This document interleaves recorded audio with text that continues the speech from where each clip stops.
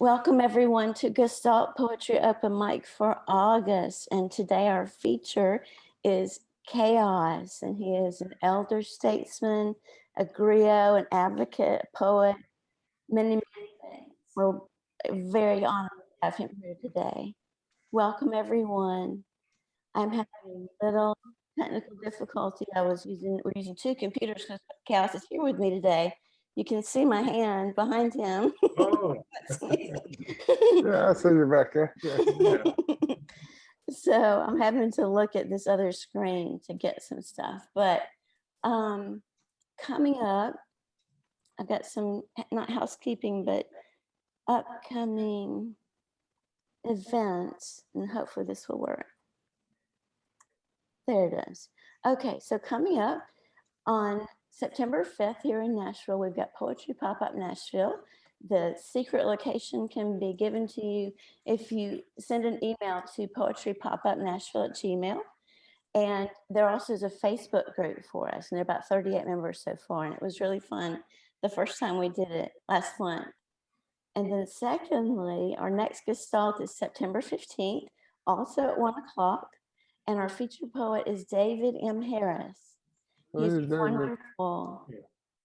Yes, and I'm going to send you the Gestalt Poetry Open Mic Facebook group is there, as well as our YouTube link. And before we get started, this is the technical difficulty here. I think I can do it. I would like to read one of 3 poems, but I need to know what you guys think. I've got 3 poems. One is called Speaking Earth. One is called Clay, and the other is called Wars. Any preference?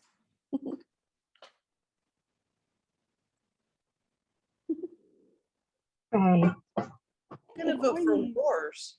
Clay? Oh, Wars. Clay. Clay. Okay, we'll do Clay first. I'll do Wars later. All right, I'm moving this over so I can see it. Okay. Thank you all for your patience today. We have a little technical stuff going on. Okay, I wrote this, I think, 2 weeks ago. Clay. Anything can be learned.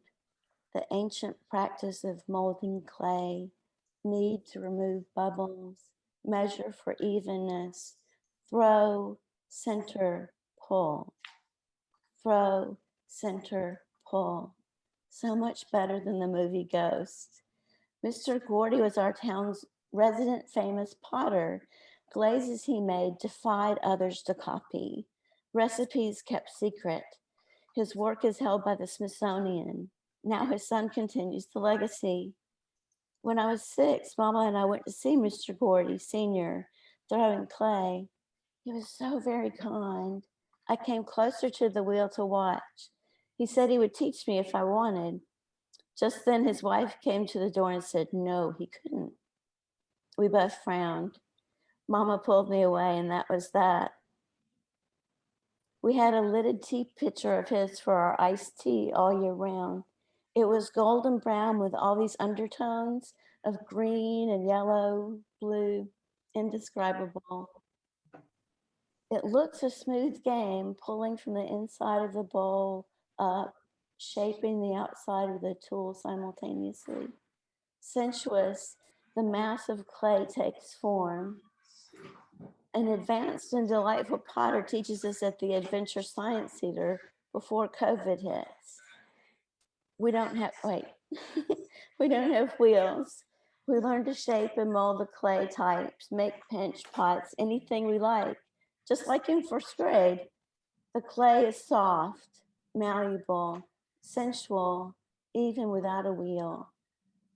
The potter develops a creative rhythm with the process of forming clay. Vision must be planned with well-taught practice steps. The wheel and hands create a vase, mug, bowl, add drops of water to create the ease, the slip that makes the clay smooth. In the same way, we shape ourselves on the wheel of time. We are the potter, plotting our goal for creation, blurring the line between clay and spirit. Into the slit we are formed.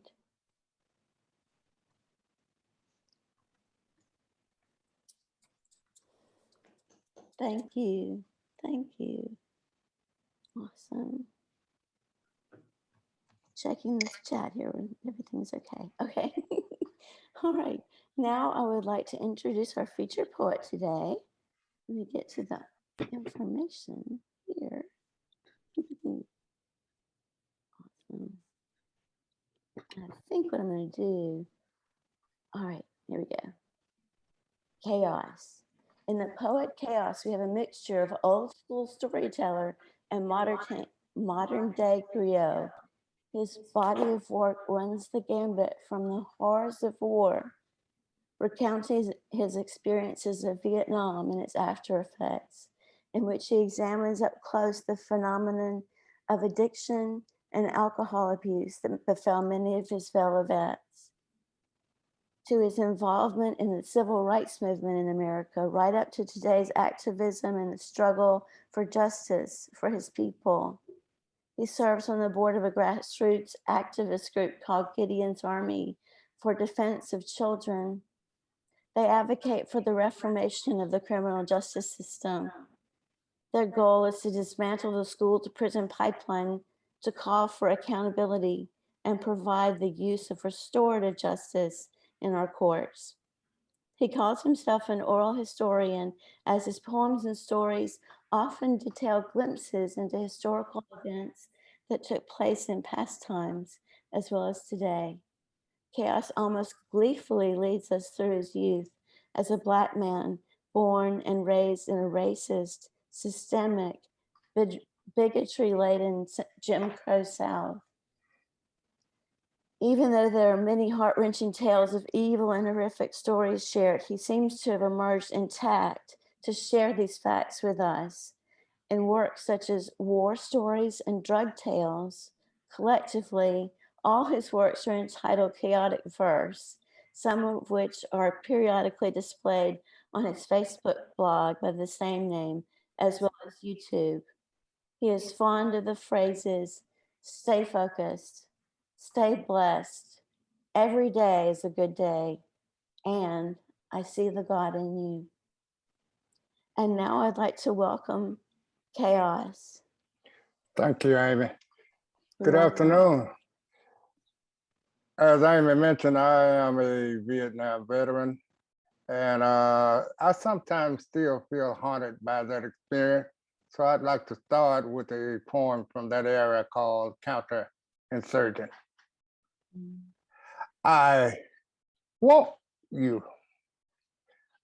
I want you to understand that I'm a man, but I'm seriously flawed. I'm seriously involved in a past that seems always to last. I'm a cold-blooded killer. I fought a war long ago that I can't forget. Barely alive then, I can't live right now. I can't earn a living. I can't kick drugs. I can't kick alcohol. I can't stop excessive giving. Then there are you, my could-be children, with your mothers who understand me not, who with your apathy stop me from building a lasting peace.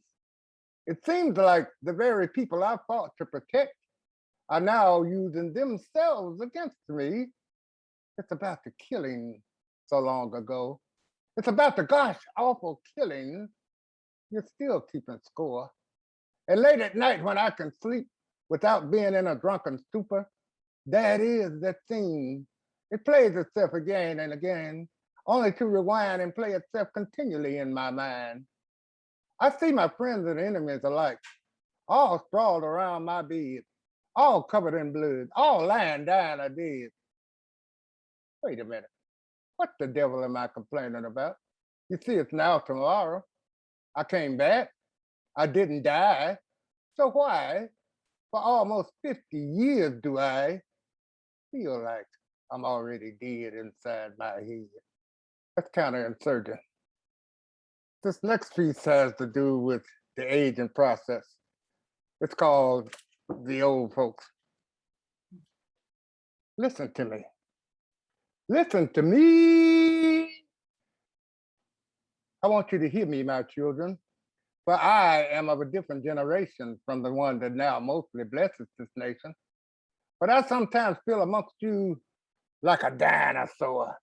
I mean, I'm all big and powerful, yet not extinct. No one can any longer hear my roar. But I'm still a voice of what came before, and I cannot let you forget, nor not understand how we as a people got our foot in, then came marching triumphantly through Jim Crow door. Can you smell the stench of death left in the nostrils of our guys who fought Iraqi freedom, Desert Storm, or Vietnam? Drink from the bitter cup of Georgia justice. Tell me, is that peach really sweet? Have you ever felt the billy clubs, the dog bites, the fire hose pressure knock you off your feet in an Alabama street? Have you forgotten black bodies swinging in the Mississippi sun? And I know not many here can remember signs saying white only. A sundown town, run, black man, run. But this is how far in my lifetime we've come. Now today I see my brothers with their hats on backwards and upside down and pants hanging off the, oh, don't be a hater, they tell me. Okay, we'll let that pass. But what about selling poison and slow death to one another on city streets? What about disrespecting our elders and teaching our women to be freaks and our children cyber geeks? Tis a new day, they tell me. We no longer do things in your old-fashioned Uncle Tom way. Again, I say, have we, my people, lost our mind? The reply I get in mass from most of you is, why don't you just sit down, old fool? You just stuck on stupid and lost in time. That's the old folk. Oh, excuse me, I dropped my prompter. Yeah, I'm getting just old. When you're old, you can't do things right. All right, as Amy mentioned, I was involved in the civil rights movement. And even before I set off to Vietnam, I was involved in the sit-in movement here in Nashville, Tennessee. And this is a poem called Memory of the Nashville Sit-in Movement. I ain't gonna let nobody turn me around, turn me around, turn me around. I ain't gonna let nobody turn me around. I'm gonna keep on walking, keep on talking. I'm headed for the freedom land. We were marching on Jefferson Street, singing that song, feeling strong. Feet keeping beat on the street to the rhythm of that song. That sound marching down the 8th Avenue, right turn toward the Capitol ground downtown. I ain't gonna let nobody turn me around, turn me around. Gonna keep on walking, keep on talking, headed toward the freedom land. We held back our fears as we sung. The naive thought we were just having fun. Didn't understand that we were putting segregation on the run, trying to cause systemic racism to come unstrung, under the very real threat of even being hung. Still with serious faces we sung. I remember well leaving Pearl High School, having tired of a one-sided golden rule. Heard Martin Luther was using a new tool. Some doubted. It said using nonviolence made us the fool. On past the Capitol to City Hall, Mayor Ben West came out to hear the protest demands of us all. When Diane Nash asked him the question, did he think withholding services to Blacks was right for all? It was his answer that caused segregation in Nashville to fall.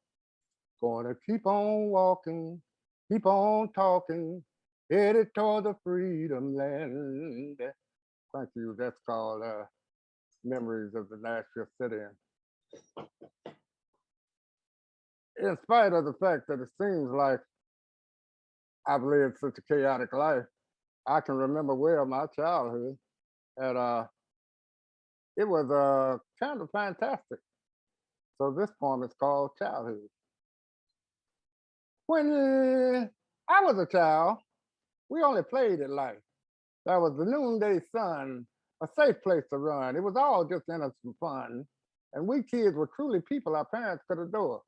We played games in the street. There were sweet things to eat. There were no dangerous strangers to meet. An adventure was a trip to the corner store. These are things kids are made for. Once we returned out into the yard, we took it to heart. It was fun, fun, fun until it got dark, and every kid there had a part. We played lots of games: tag, Simon Says, stickball, dodgeball, flag football. We played them all. Remember how there was always a big dispute because no one was ever sure who had the winning score? We even danced to the doo-wop music that drifted through our mother's door.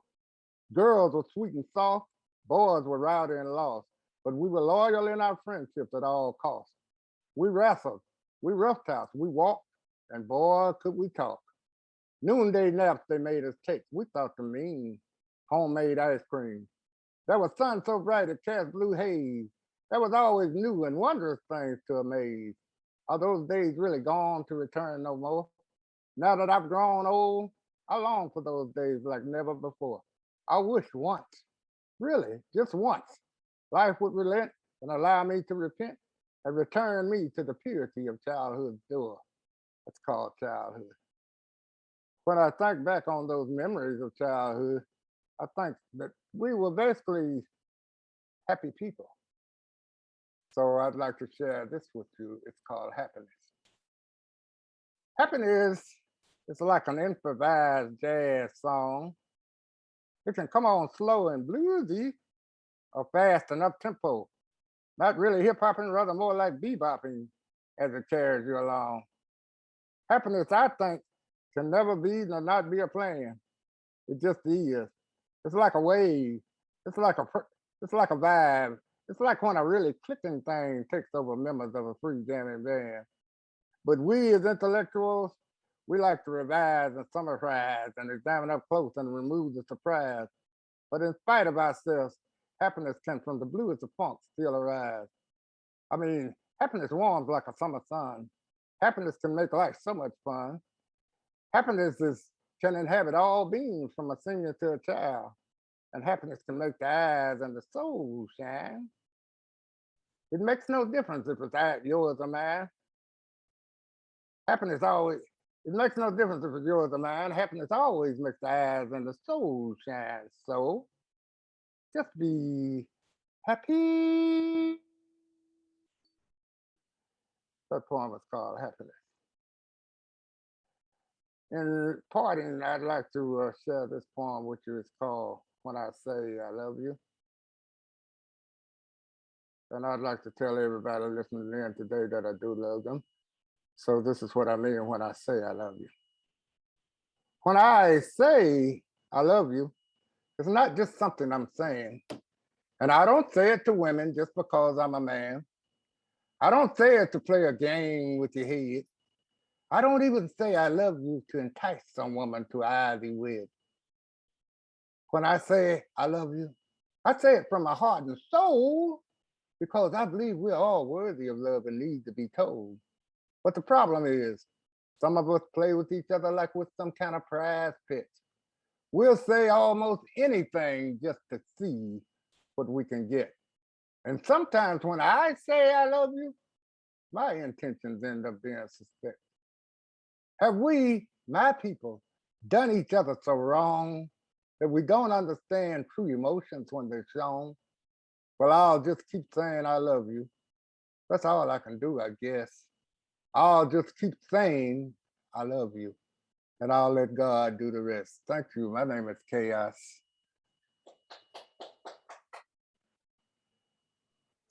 Thank you so, so much. What an honor to have you here today and to hear your stories, the breadth and depth and the humor and the darkness, that you just reach everything and touch everything. And we love you too.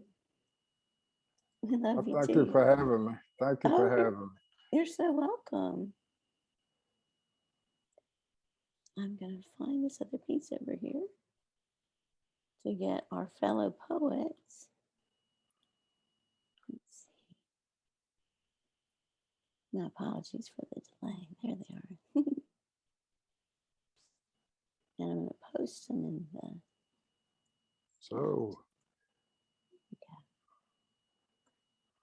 All right, here we are. Now let's see.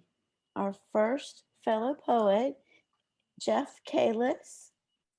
If you're here, let's see. May not have Jeff Kalis today, but we do have Doc Janning. Yay! Doc, are you ready to read? I am ready. Wonderful. Good to see you. hey, Doc. Good to be seen and not viewed.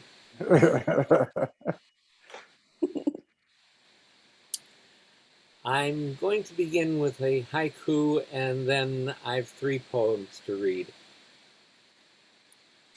Long stem rose, opening softly in the deep veil of your breasts. Red, turgid petals.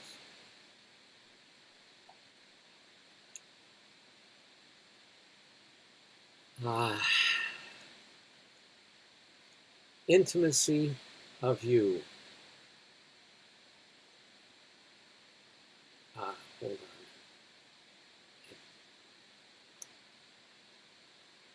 Okay, intimacy of you. I listen to you, to your words, to the colors of your voice, to the language you are wearing, and I am fascinated by you. I am fascinated by the lush intimacy of you, your nakedness, your total openness of thought, of emotion, your gnosis of self.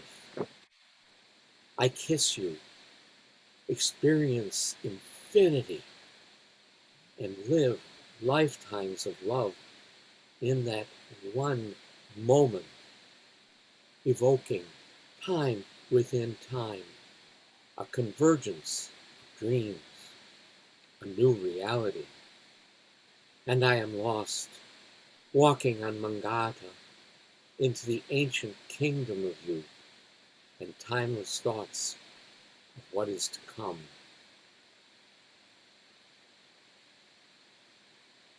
Calligraphy of Time. Life and love are writ large in the calligraphy of time. A flourish of perfectly imperfect dreams and the debossed saudade of each other. They echo per the pen through the before of today into the beyond of tomorrow.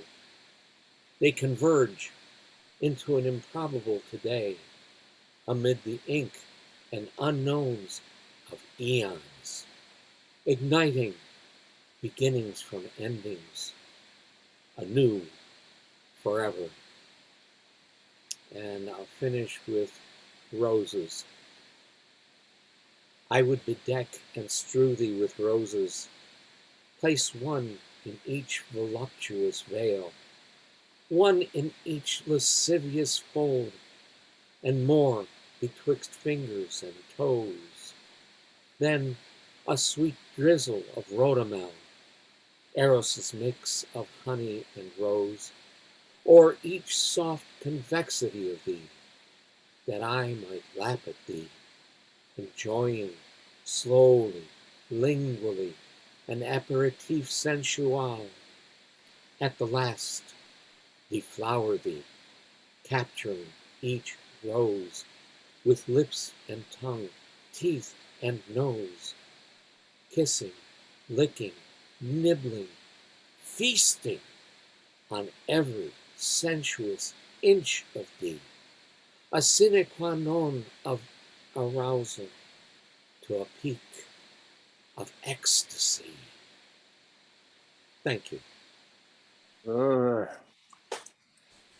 Yes. Wow. So mystical and lyrical and universal and traveling all over. It was beautiful. Thank you. Thank you. Thank you. Next, we have Epiphany Divine. Hello. Hello. Hey, Epiphany. Hello, everybody. Thank you. I have a new piece that I want to share. It's untitled. I've been looking at it, thinking if I wanted to share it or not, but I think this is a safe environment, so I'm going to share it. It's untitled. It's short, but it's me. Catch an intimate memory, a secret never told. Place it in a glass jar. Examine it, let it go.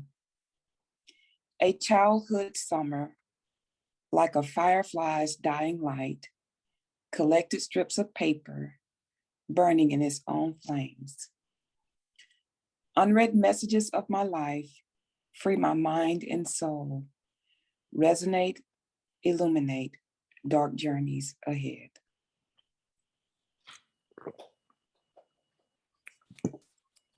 And then one more I would like to share. All righty. Thank you all. This one's called JC's Rules. He said, roll the dice. If you land on the property, buy it. Put houses or a hotel on it. Build it up when you first buy it. Don't wait. Life is too short. You must do this before you give the dice to the next player. You do not have to own a monopoly before you build and collect higher rent. We are gangsters. We do what we want. This tall, black, handsome man, my mama's baby's daddy, shared these rules with us while he curled the dirty paper money in his hands. He did not like new money. It was hard to separate and count the 2 500s, 200s, 250s, 620s, 5 10s, 5 5s, and 5 1s. $1,500 total. We curled our money too. We loved our dilapidated box. A few houses, hotels, and tokens fell out every time we picked it up. We managed to keep all the pieces. JC was good at this game. We played the way he taught us. One day, my oldest brother won. After that, JC lost repeatedly to my other brother, then to me, and finally, my little sister.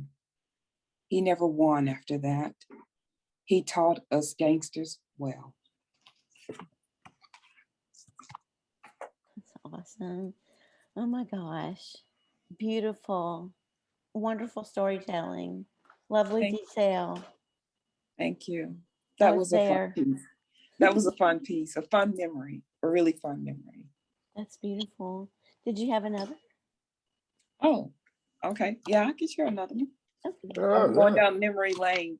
The piece that I wrote about catching an intimate memory is making me think of childhood memories. And so I'm kind of stuck in my childhood memories. So that's what I had flagged for today. This one's entitled, I Remember. And thank you for the opportunity. Thank you, Chaos. Your poetry is beautiful. I'm going to get your stuff. Whenever I hear a choo-choo train blowing on its horn, I think of being over Grandma's house and playing in her yard. I remember sitting in Grandpa's chair and watching TV with him. He liked to watch baseball games and old black and white movies. Even though our church was near a steel plant and I didn't like the smell, I enjoyed going there because all of my family went there. I remember my favorite baby doll. Her name was Christy Lee. She wore a blue dress with white lace around the hem. My favorite book was about a bird who was looking for his mom. I was glad when finally she was found. I remember riding the yellow bus to school and the smell of the seats, the bouncing up and down, and the brakes that squeaked. While on the school playground, I went from the swings to the slide, but my favorite of all was the merry-go-round. I remember our family gatherings and all the fun we used to have. It was like a great feast was going on with all the food that we shared. Now that I'm grown up with children of my own, I remember my childhood yesterdays with the sound of that horn. Uh, Oh my gosh. Thank you all. Thank you. Thank you. Thank you for blessing us today with your presence, your wonderful presence. Thank you. Thank you. I'm happy to be here. I'm glad. Looking back up here. Barbara Young? I don't believe is here. And I don't think Martin Rodney Pretorius is here. Franchesa? We have Franchesa. Francesca.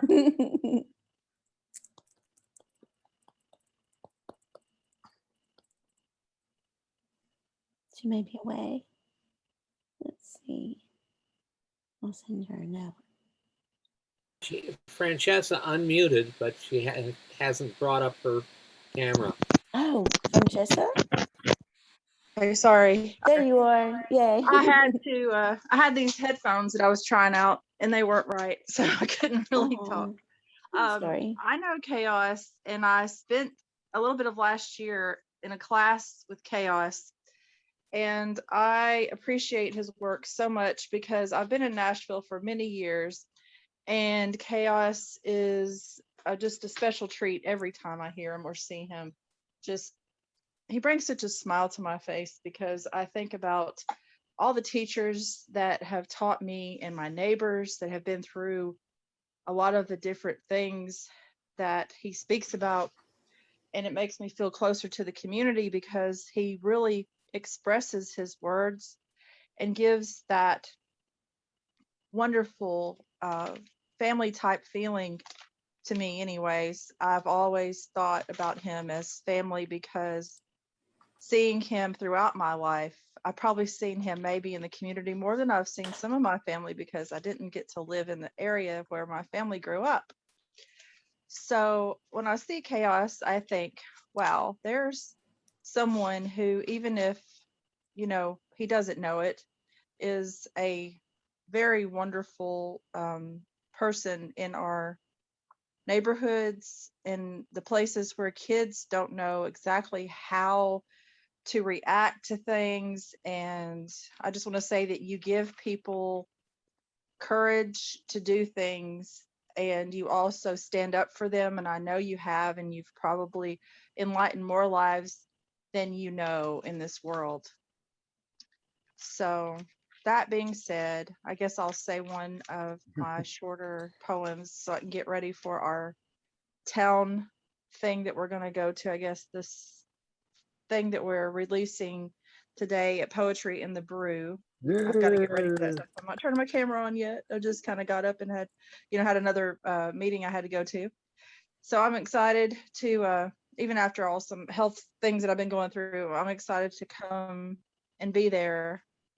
I'm going to say this for you because this is also what I think about Chaos. Even though I wrote this about wisdom and things, this is kind of partly what I feel for him as well. Thank you. I am wisdom. I am wisdom beyond words. Wisdom has been placed in my hands. I hear wisdom. I collect it. My soul, my heart are comforted by wisdom. Continuous wisdom is learning daily.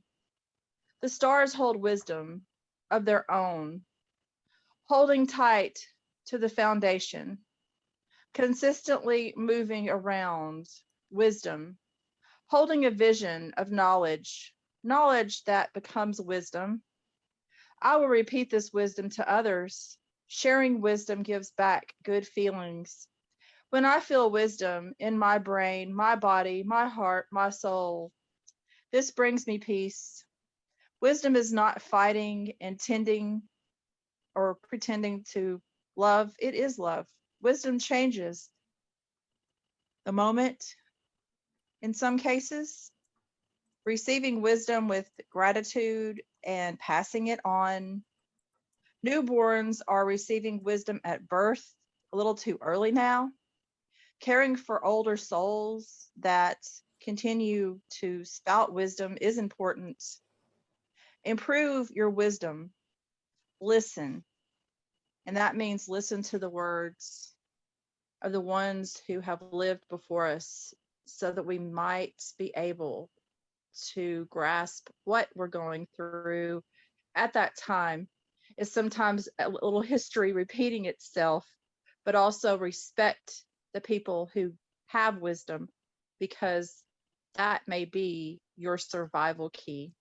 Thank you, Chaos. I really appreciate you. Again, I'll say it a million times if I have to. Please Thank you. keep doing Thank your you, work. Franchesa, for that wonderful tribute. Thank you. Please bringing it. Keep bringing it. That was beautiful tribute. Thank you. Chaos, at this point, would you like to talk about the Jefferson Street Oral History Project briefly? Yes, we have started to work on doing a documentary about the history of Jefferson Street. I was raised in the 50s, and my father, Wade H. Thomas Sr., was a Tuskegee Airman. He attended Tennessee A&I State College and majored in accounting. Thus, so Wade became the first Black public accountant in the city of Nashville.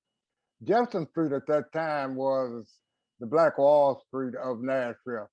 It housed almost every kind of business that you could imagine. It had quite a few successful Black businessmen who were like the pillars of the community and the leaders of the Black experience. My father being the first Black accountant, many of these people were his clients. I therefore grew up knowing the movers and shakers of the community and going to school with their children. So in memory of that time before urban renewal, before I-40 cut the Black community in half, thereby destroying the Black economic background of Jefferson Street and the history, I am planning on doing a documentary which will cover that period of time, which will talk about what used to be there, the shops, the merchants, the people that lived around there, and the history, the rich history of Jefferson Street, because we had educators, we had musicians, we had people that are now renowned in history who got their beginnings there on Jefferson Street. So I'd like to recap that time and fill in the blanks, because a lot of people of this generation, my children and my grandchildren, know nothing of the rich history of Jefferson Street. And you ride through there now, it looks like a ghost town, and then you got gentrification coming, which is tearing down all the old buildings, all the old establishments. We had a tornado last year just prior to the pandemic, which destroyed a lot of the old structures. So that history is gone, and I'm trying to revive it. I'm trying to at least keep it alive in the memory of those of us who were alive during those times, those of us who were raised during those times, and for future generations to know the rich history of Jefferson Street.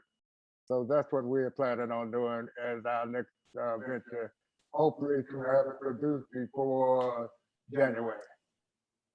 That's so exciting. I'm so proud of you. That's so awesome. And we have 4 elders at least who'll be interviewed for the project, and kind of a walking tour. So we're very excited to be part of that. I am what, Chaos? and Project Diva. Well, it's interesting because somebody mentioned that they have done a documentary on Jefferson Street before, but a friend of mine, Lorenzo Washington, who has a music museum located at the 21st in Jefferson, has did a documentary, a brief documentary on the musicians of Jefferson Street, on the nightclubs that used to exist there, some of the people who played in those clubs. Also, another good friend of mine, Ed Kendall, had written a book in the past called Historical Walk Down Jefferson Street. But I would like to incorporate both of those artists' brung forth and put some background to the actual people who ran the businesses along Jefferson Street. That's beautiful. That's a beautiful history project. I'm so excited to see the final product. Let's see, next we have Joy Johnson. Uh-oh, okay. Uh-oh. I just have this one new poem that I wrote while I was on vacation that I want to read, that's all. And it's called Debt Jubilee, a love poem. Like a freeing up of capital and emotional availability, an unburdening, an awful tolerance, a peace dividend. The two former lovers with whom I have a cherry rapprochement, a mutual aid society, an uplifting above some former flood, a devastation, now known from a forthcoming, though many times 7 years have run their course. This debt jubilee's time arises, its economy undoes slaveries. Thank you. Oh my Thank you, gosh. George. Thank you. That was brilliant. Thank you. Well written, well crafted. Wonderful. Thank you.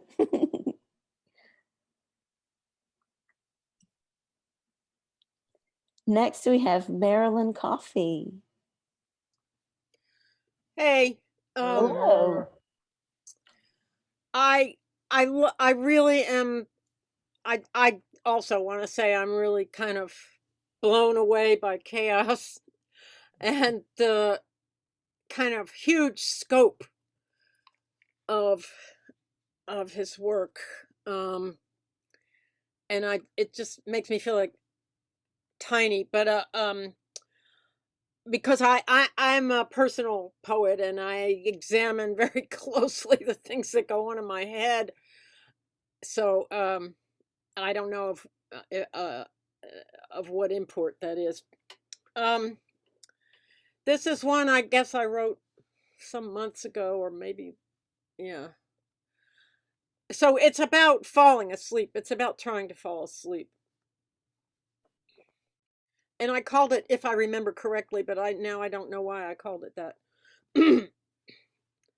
Last night, my pillow was maniacally sending words and images to my brain. I couldn't get it into that cozy position where my tangled hair blocks its transmissions. I like to control my memories. I like them chronological, in categories. Age 8, getting my long hair cut. My eyes were red. It had not been my idea. Segue to the piano recital where I wore that purple velvet dress, but had just gotten glasses. Beauty denied at age 11. Now on to the Cossack Halloween costume 4 years later. The glasses are not seen here, only defiance, black leather boots. But wait, I was supposed to be remembering my aunt. She died last week of COVID. She was already very old. She was tired and in pain. One of her caretakers probably brought the virus. My cousin said she was enjoying teaching them English while they watched old movies. Thank you, she might have said when offered the pathogen. Don't mind if I do. I admired her, but I think she merely humored me. She was a snob like my father, a beautiful snob. Her eyes were red after the cosmetic surgery. She danced and sang and raised funds for an opera company. She taught and wrote, became a Canadian. She did not like the USA. My pillow starts harassing the right hemisphere, bringing up images of forests and rain, old tractors rusting on a farm, hee-haw music, purple irises.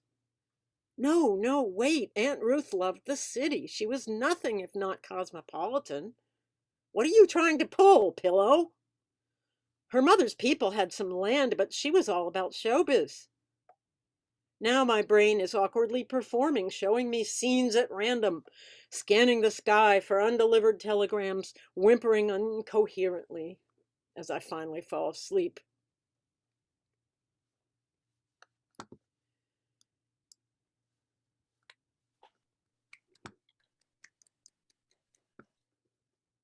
I have one other one that's related to sleep, and this is an actual story of a dream, but it's kind of a little bit like a novel or a movie or something. No title. Polly and I were walking down a shady hill. I told her now was probably a good time to steal something from them. Something small, like expensive makeup, which I, at least, needed. She seemed admiring of my savvy. They'll be distracted, I assured her. Going through the arched carriage tunnel, we passed the agent and Carl in the process of selling the big white European car to the movie studio. The chauffeur was sitting on the steps of the stucco maintenance building looking down. He was having a bad skin day. I thought for a moment maybe the timing wasn't right. But then we saw Sue and Jones sobbing on the side patio. He was saying, "You're the queen, but you forgot to put something on your head. And now look." We walked right through the front door and up the stairs. "If you want any of this, Polly," I said, "just put out your hand."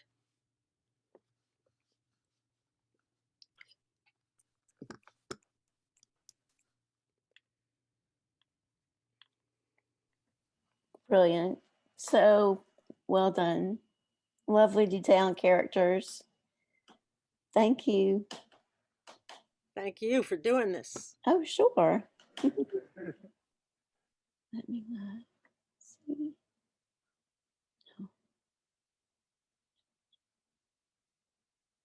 Lesley Constable. Hi, everyone. What a great evening. Chaos. I just so appreciated your set.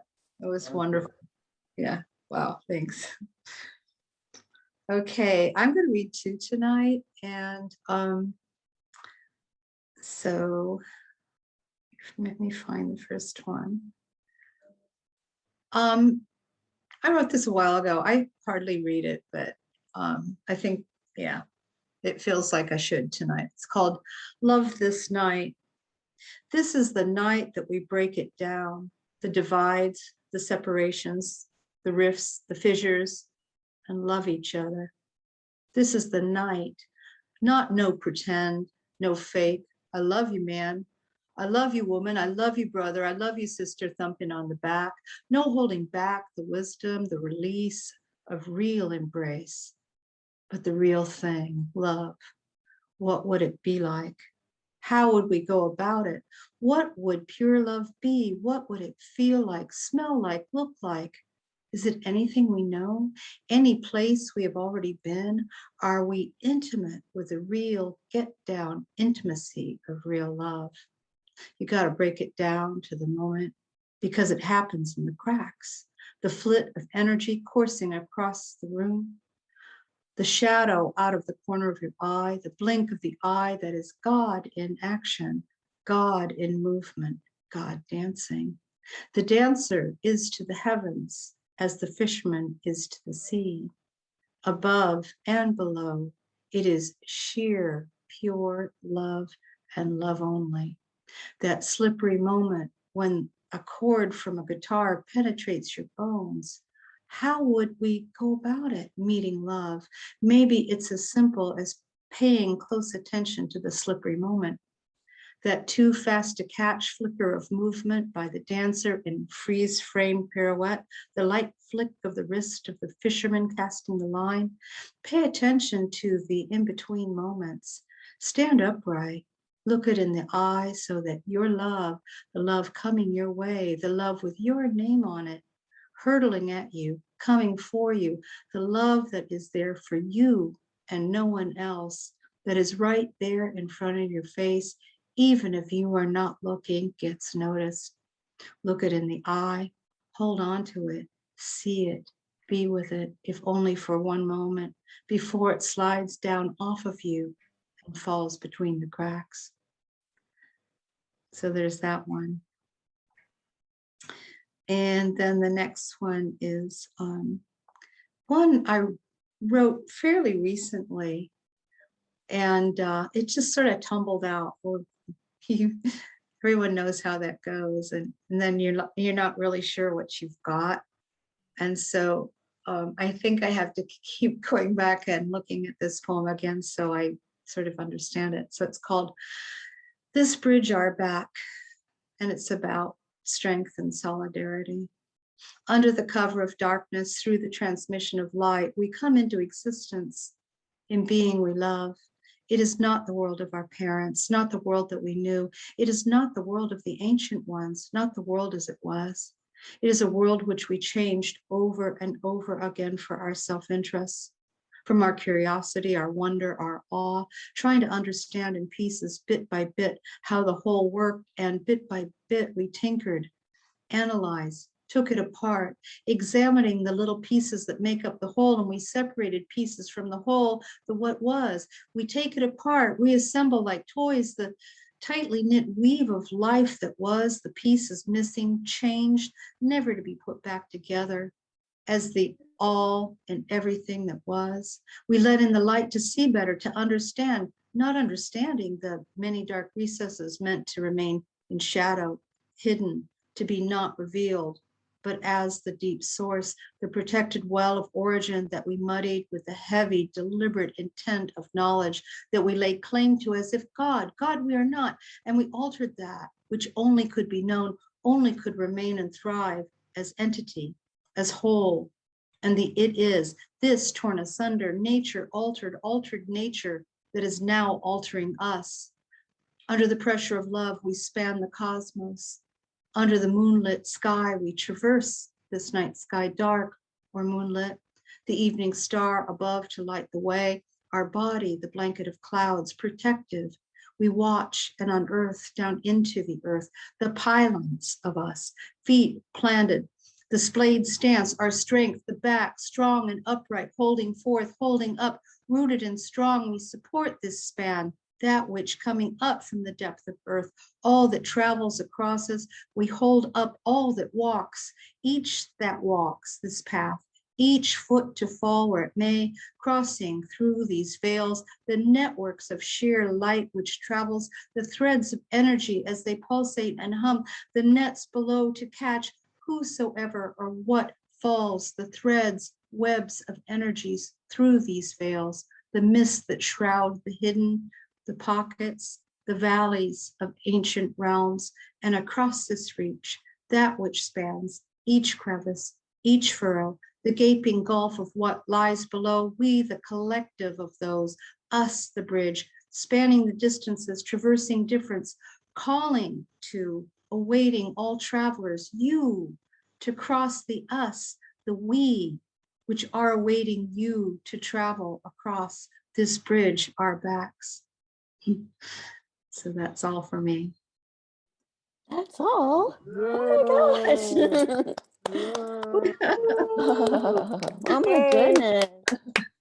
Marilyn, I'm seeing you. Leslie's working on the theory of everything.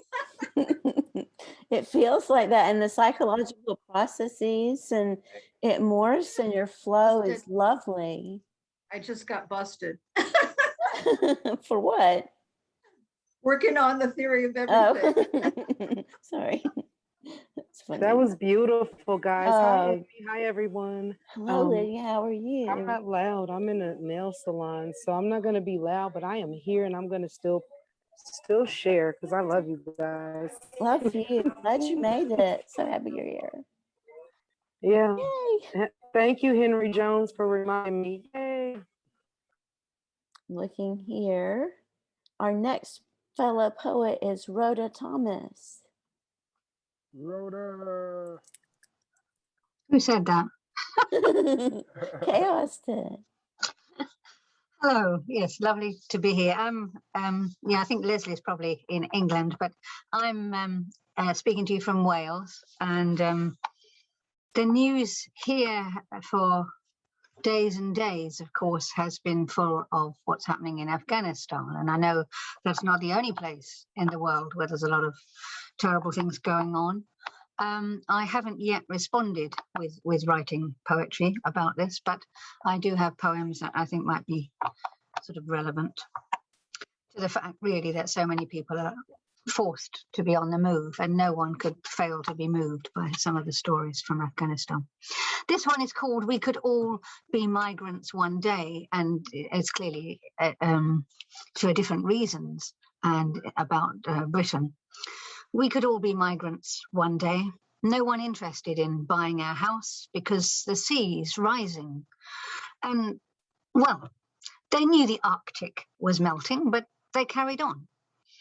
We could all be trying to get off this island, trying to sell our guitars and keyboards for ready cash, leaving behind the books and bookshelves, the painting on the wall and the big TV, the roses on the patio, the runner bean wigwams, leaving the cats to fend for themselves and with a head start of 6 days' worth of dried food.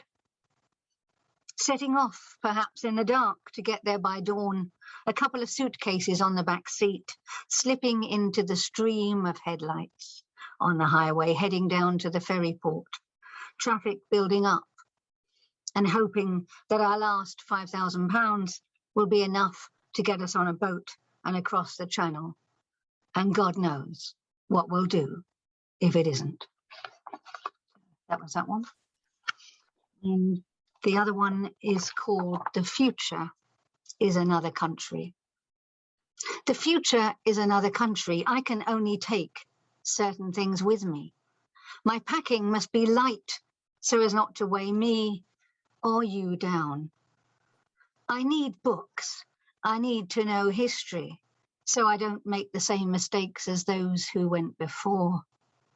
And I need to make connection with the spirits of the past who knew that women were not castrated men, but creatures who made choices, and that men might try to arrange things to suit themselves, who knew that people will comply with the voice of authority, the uniform of the state, and the fear of the truncheon, the crack of gunshot, who knew that love is the only thing that can save us. The future is another country. I need to know my strengths, take my inventory. I can laugh, thank God, for in my laughter is the joy of drawing breath, and in my laughter is the reason for going on. I can cook. I can throw ingredients together. Turmeric to save us from viruses, feverfew to calm headaches, mint to refresh and delight us, coriander seed on wafers made with honey to feed us. And I can bring courage. I will hold your hand. I can walk ahead and step round the craters and the road humps and use my stick to fend off dangers. I can bring a determination to be beside you. And when we look out at the minarets and the domes, the tumbling of waterfalls, the rumbling of quakes, entreat me not to leave you, because I want to be still there the morning after, when the struggle is over and the body count starts, sharing the wafers and making the coffee and talking with those whose losses legitimate the plans for a new world. Wherever you go, I will go, traveling light but strong. And I will bring the hope that love can reach across the bitter pond, can heal the price that we have to pay. And your world will be my world, and your people will be my people. Entreat me not to leave you, and in my choosing to be with you, the future becomes another country. Yes. Words defy what you just did. That is so powerful, so evocative. We're there with you. And I love the unity and the love that you found in the second poem, The Future. It's wonderful. Really appreciate that. Thank you. Goodness. Beautiful, beautiful. Wow. Next, we have Lydia Cook, or Born to Write. Which do you prefer? Either one, as long as it doesn't begin with the B and end with the H, we're good. Good to see you. Oh, good to see you always, my friend. Always. I'm trying not to get people in here, so if I'm moving around, bear with me. No worries. So I'm gonna do a piece titled. I want to thank you and your platform, Amy. I want to thank you for being a kind person. On the mic, on the what do they call this? The Instagram, the Facebook, but in person, you're a no agenda-based poet, and I love. All right, guys. So I'm not loud. I'm not gonna be loud. Is that okay? Can you hear me pretty good? Okay. There's a bit of a squeak, but I think you'll be I feel okay. like I want to go in the bathroom. Do you want me to go in the restroom?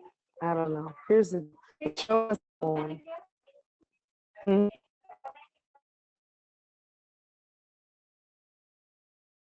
What happened? We lost the feed.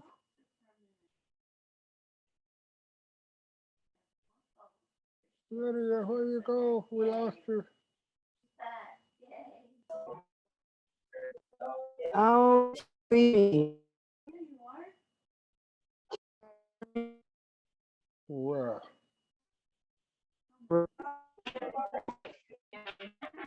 Hello?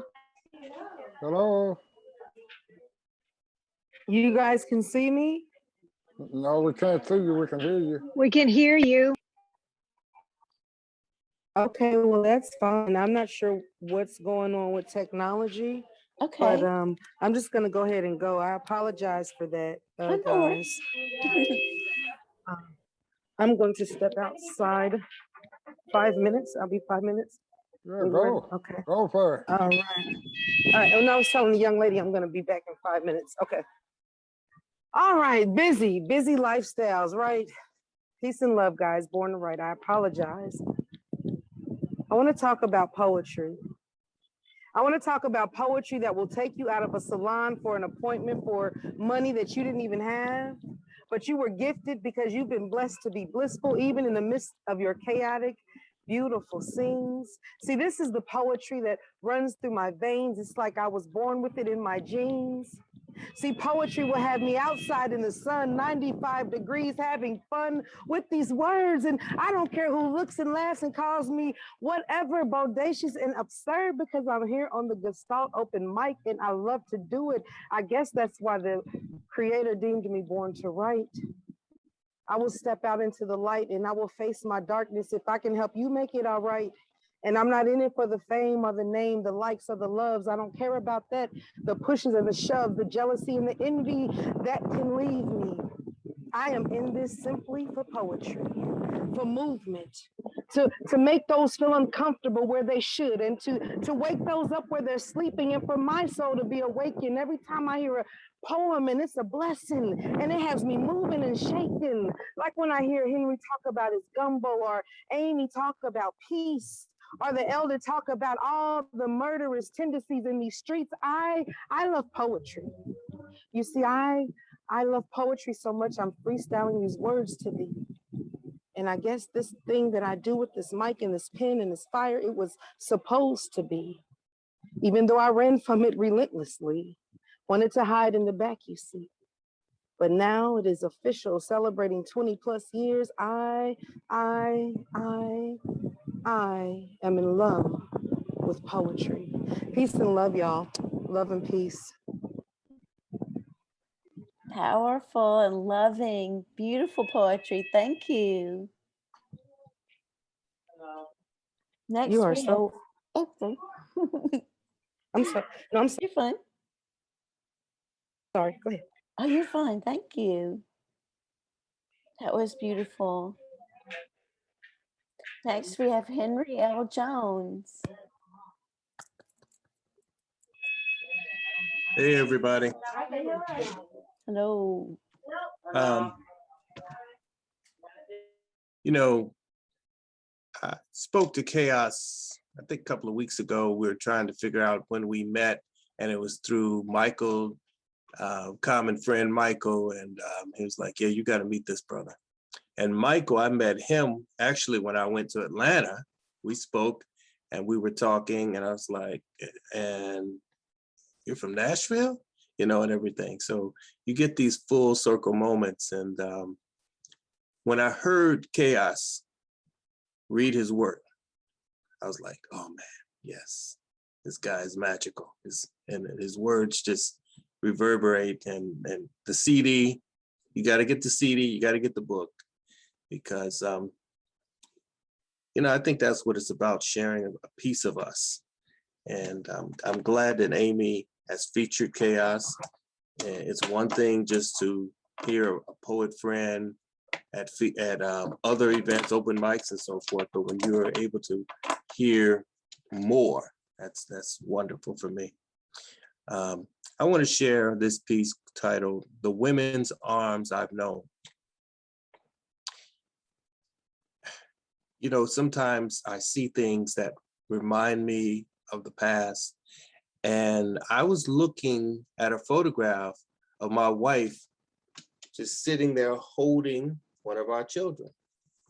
And I just thought back of growing up, being in different uncles and aunts' arms and moments like that. And you know, there are times that you don't perhaps remember all the details or remember that feeling. And this poem was inspired from a reflection of all those moments. And it's actually about one of my grandmothers. The women's arms I've known. Her arms reach out to give a tight hug. Strength seemed to flow from them, a tight, long cling with a wave of warmth, like needed sun after days of brittle cold, awakening the trees of hardened branches, holding so much up for another day, weathered and bruised, just so tired. Storms and winds nearly breaking those branches apart to fall to the ground, then gathered as kindling as warmth. But the strong ones still hold on. Limb by limb, a generational legacy passed from one to one, reaching and teaching, always lifting up sorrow, while working things out for a bit. Clinging to memories of lost lives, disappearing acts with a sheltered grief, not knowing when or where the flood of tears will unleash, drowning the images. Hidden deeply in the sacred chamber we call a heart, beating with the slow echoes of those tears falling, hitting her lap, while sitting alone by the bedside, wondering what to do beyond prayer. Listening to her heart breaking, salty, wet tracks falling from her cheeks, like the steady thumping of dew after a rain, single drips from a saturated leaf, diving from the edge of concern down to pound on a metal roof. The song the clouds sent one day, when lonely her eyes looked up for more courage and some relief. Instead, those eyes filled and overflowed back into the chest, half with pain, the other half of cold wind chilling.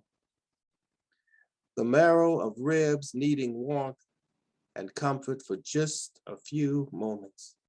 But she gives and gives and gives. She feels that desire as the chills linger through her flesh like tingles felt in church, tempting her to shout, because she's been through so much.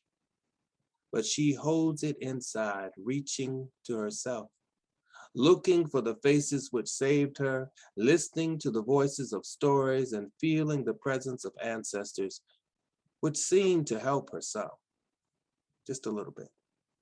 As she remains sitting undisturbed, knowing better days are coming, working through all the mess until she must grow and will grow again, rooted in the lives of so many souls, planted seeds feed her with hope, with those mighty arms to lift and gather courage for her journey. A bag of it's gonna be all right. It's gonna be all right.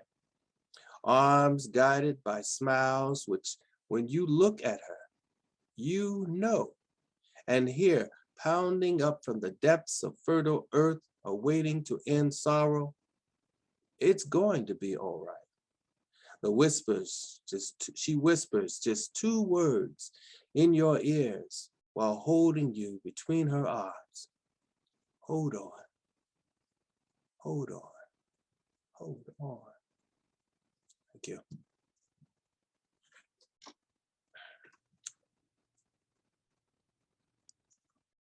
It was so moving. What a That beautiful, is, beautiful story. Thank you. Thank you so much. That was beautiful and mystical, and your metaphors would move and shift. It was just brilliant. We have a new person in E. Robinson. Next, we have Julian Matthews. Hello, everyone. Hello. So some of y'all have heard this. Here goes. It's called Falling Men.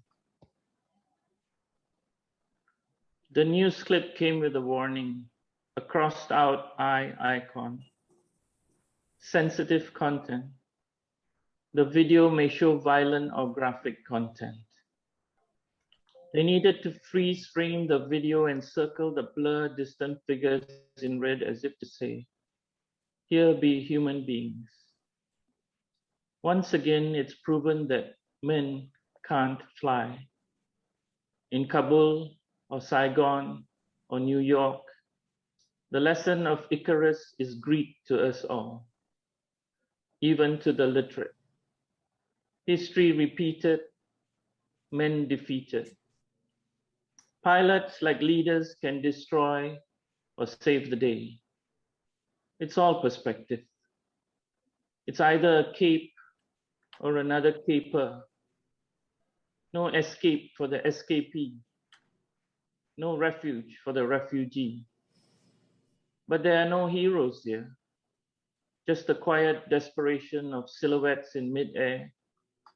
Human beings with hearts and hopes and dreams. Now crumpled bodies on the tarmac. A host on Zoom open mic once welcomed me as a poet from the Far East. I suppose it could have been worse. He could have said Oriental or Third World or used the blanket term Asian. Maybe I should embrace the fact I'm not just from a single nation, but am continental, better engineered, luxury branded, more expensive. But Asian or African aren't terms associated with continental, are they? Better a continent than incontinent, I say. I'm reminded of the photo of the falling man of 9/11, the sharp, focused outline of another human being in midair, against the stark backdrop of black and white vertical lines of the soon-to-collapse Twin Towers. Uncertainty of who he was still hangs in the air. They say he may have been a staff at Windows of the World, a restaurant in the North Tower. The body was never found. Amid the ash and ashen, all is gray. Sometimes the lens of red, white, and blue is blurry, unfocused. We know how we got here. We just don't know how we're going to leave. It's all perspective. There are no heroes here. We look out through our own windows of the world now. We zoom in and zoom out, muting and unmuting each other, depending on who's the host, the pilot, the leader. Sometimes the meetings are recorded, sometimes not.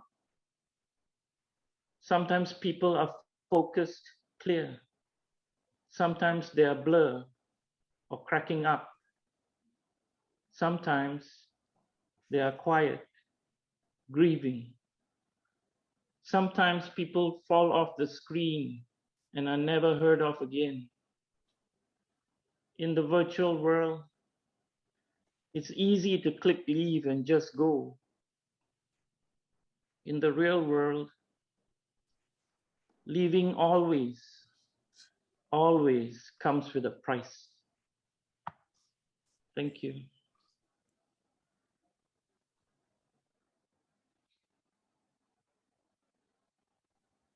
That was so tender and powerful and brilliant for our time period. The way that it's all perspective and there are no heroes. It's true. It's true. We have a lot of, as their theme is today, love.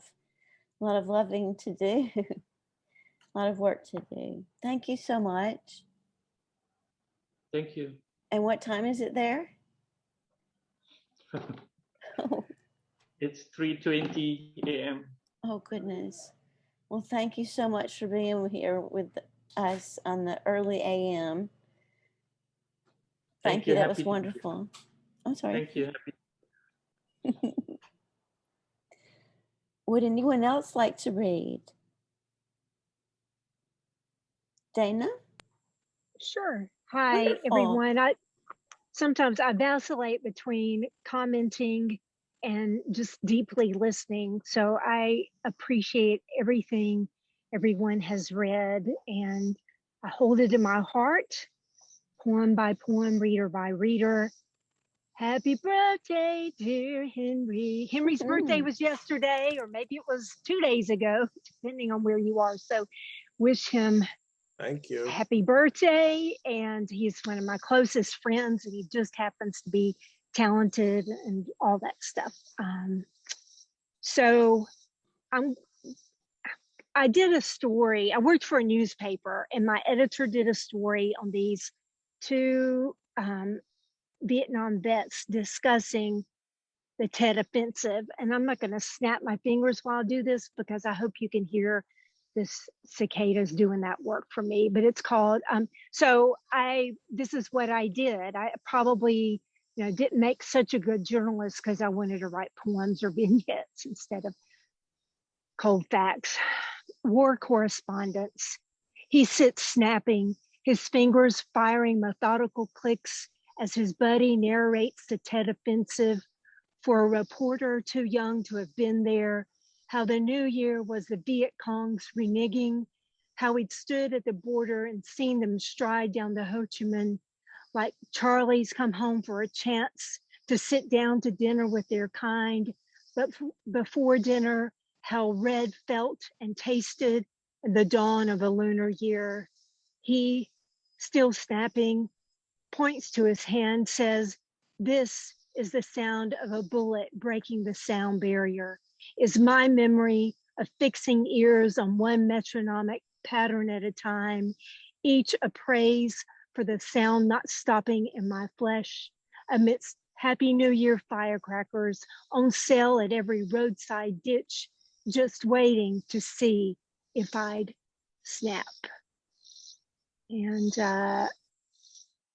we had a tomato art festival here last weekend, and I won a prize for this haiku.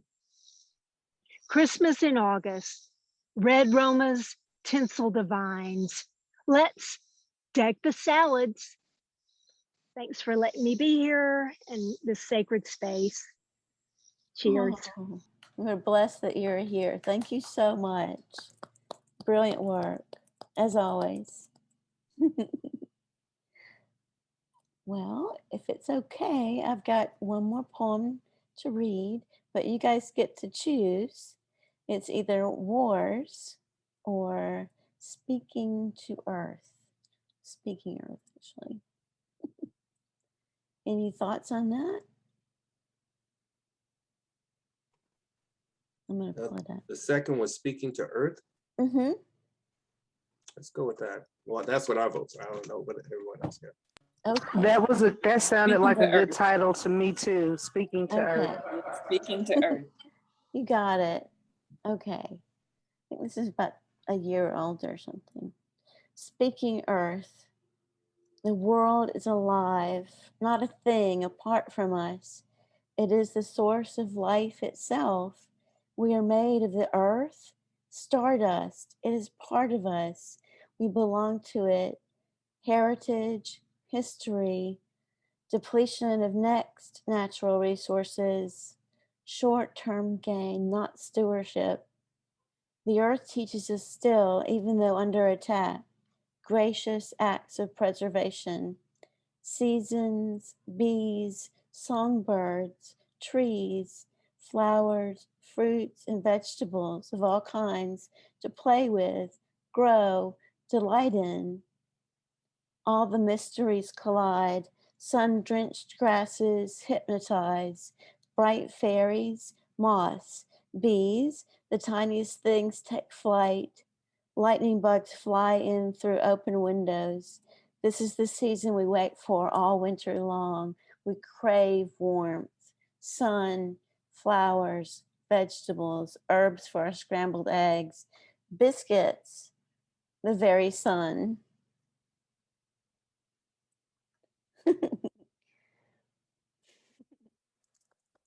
Thank you so much. This has been so fun. I really appreciate everyone being here. And as I said before, we're all blessed to have each other. And we're blessed to have the wonderful Chaos with us and all of our fellow poets. Thank you all. Thank you all so much. Really appreciate it. Yeah. Yay. Hey, I want to give a quick shout out. Our anthology, Send You 10 Years of Poetry in the Brew. We have an in-person event. It's a book signing as well as a reading today. And there are some of our contributing poets right here. So I don't know which one of you, if you're here today, if you're going to come read. We had a few cancellations, but we are thinking about doing it again to make sure we get more poets, but it's just going to be safe and take our time and just let poets share. Mm-hmm. We may be able to do it online while it's going on today. We're trying to work out, all the logistics of that. But I want to invite you all to come for the ones in Nashville, nearby area. It starts at 4, but also look on Facebook because we may be able to do something like that for everyone else, okay? Thank you. It's exciting. Yeah. 10 years. Yes. How many poets are in the anthology? Do you know? 76. 76. Yeah, That's amazing. Yeah, I'm one of the editors. Me, Joe Collins, Christine Halls, and let's see. Yeah, we have 76 poets, and this project started about a year ago. Wow. We were just Beautiful. up late at night, a lot of reading, a lot of submissions, and it's been a what do you call it? Work of love. There you go. Labor of love. But it truly has been a work of love. We had a wonderful launch on Tuesday, You're right. which was on Zoom. So we had people there as well. Yeah. Yeah. Yay. That's exciting. Thank you. Yeah. Hope to see you then. All right. See you then. So good to see everyone. Yes. Have a blessed evening. You too. Bye, everyone. Lovely seeing everyone. Thank you. Same here. Thank you, Lesley. Bye, everyone. Bye. Thank you. Bye-bye. Thank you. Have good rest. Bye.